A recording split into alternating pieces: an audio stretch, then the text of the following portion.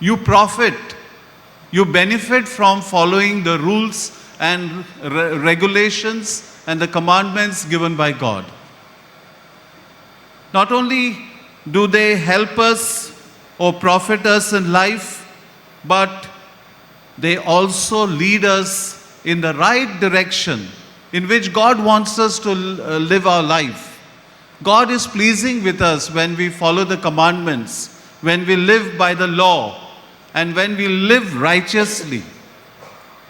And it brings peace. It is said, peace flowing like a river, and righteousness like the waves of the sea.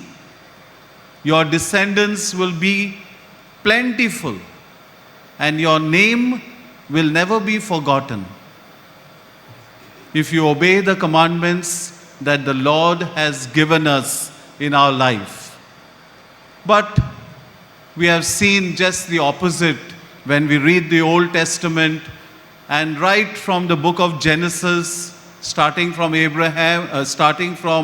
Adam and Eve, they were given a commandment by God to be happy and to live life in peace, but they were tempted by the serpent who told them the wrong things.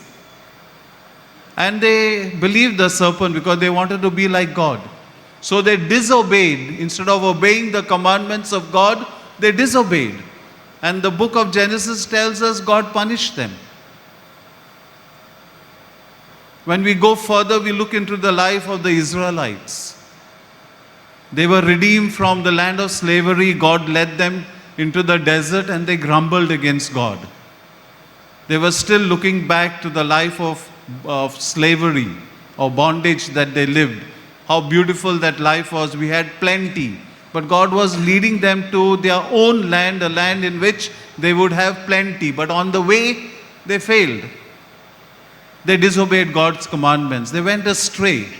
And now and then God had to bring them back and remind them of the covenant He had established with them, of the commandments He had given.